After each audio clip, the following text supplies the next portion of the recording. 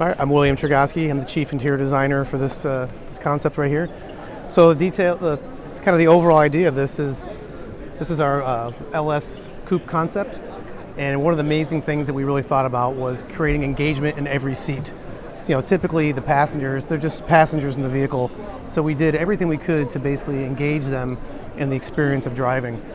One of the really cool things, it's a small feature, but in the back of the seats you'll see there's screens on there, and there's a camera mounted on the front of the car, so when you're driving, the rear passengers can actually experience the thrill of driving right there, kind of down low, really get that sense of speed like you're in a go-kart. You can also communicate with the driver and passenger in the front, so you can actually have face-to-face conversations with them. In the interest of basically creating more connection with the speed, you can see this kind of lower light display in the IP in micro perf, and that's all basically speed actuated. And it's depending on how you're driving, that's kind of how it will actually convey motion to the passengers inside.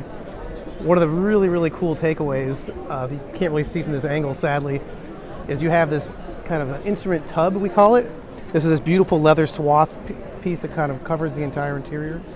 But the instrument panel traditionally is super thick. This is like this very thin, we call it an IP blade. It's kind of the hero of the interior, and it's made out of recycled carbon. And it uses Japanese joinery that connects to basically the screens on the top there. But on the very end of the IP, you'll see it in the photos, is this beautiful cut crystal scent diffuser. So you can basically exchange those out, but it's kind of an amber and green.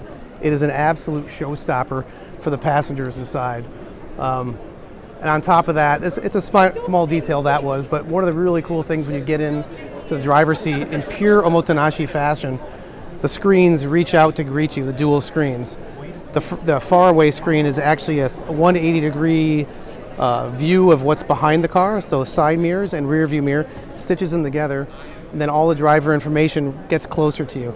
So it's a really unique configuration that's trying to redefine the paradigm of how you drive the vehicle, and a really close-knit idea connected with safety. So people, the learning curve isn't so steep for people to transition to this new technology.